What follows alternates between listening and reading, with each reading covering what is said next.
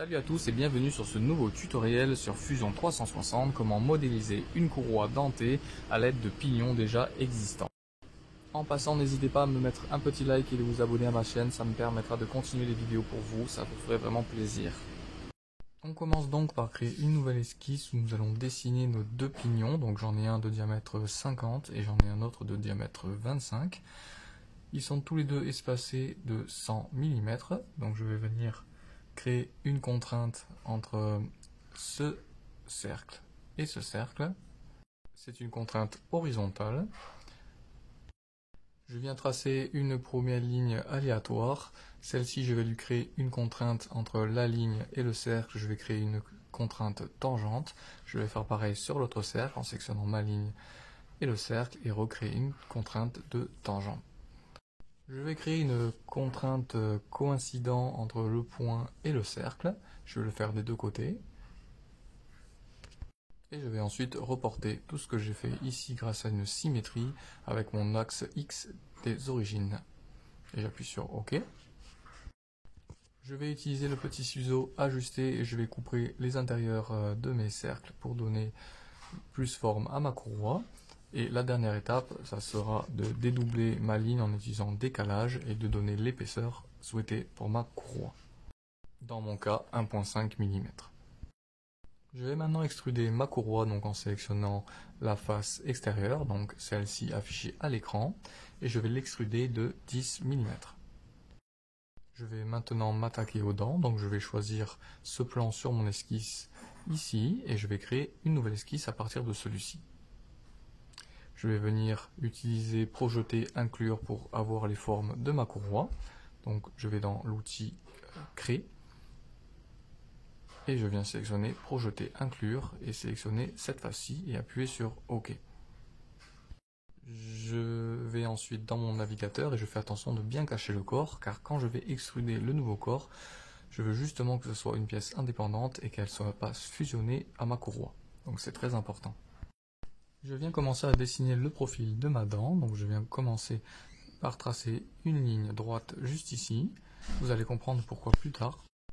Puis je vais commencer à venir tracer ma dent pour pouvoir faire des cotations par la suite.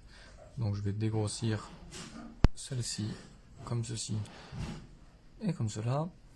Je viens coter ici de 3 mm. Je viens côté ici à ici de 1,5 mm, donc vous pouvez directement écrire 3 divisé par 2 ou 1,5 mm, et je viens côté de ici à ici de 1,5 mm.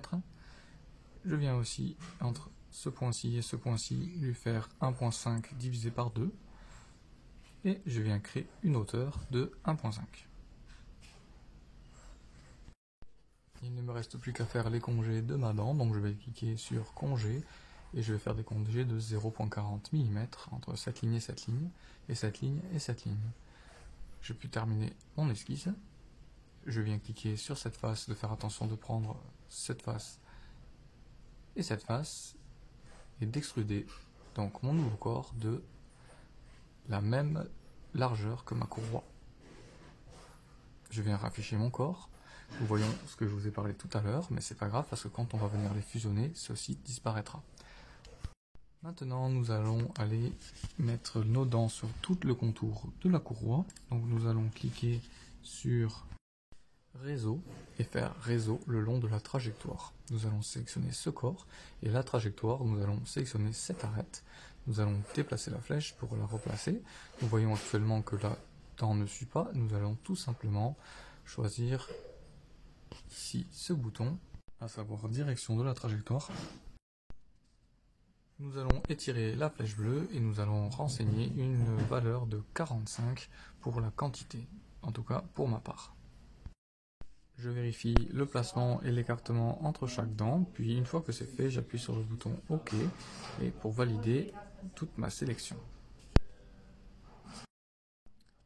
Je vais sélectionner tous mes corps dans le navigateur, donc sur la partie gauche, et je vais tous les combiner. Donc je fais attention de bien tous les sélectionner et de ne pas en oublier.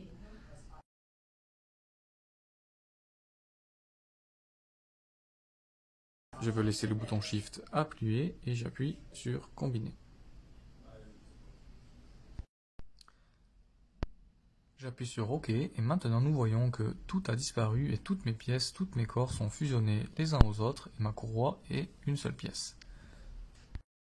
Vous êtes prêt à imprimer la courroie en TPU sur votre imprimante 3D et la faire fitter à vos pignons déjà existants. J'espère que ce tutoriel vous aura été utile et je vous souhaite une bonne journée. A plus et merci. Bye.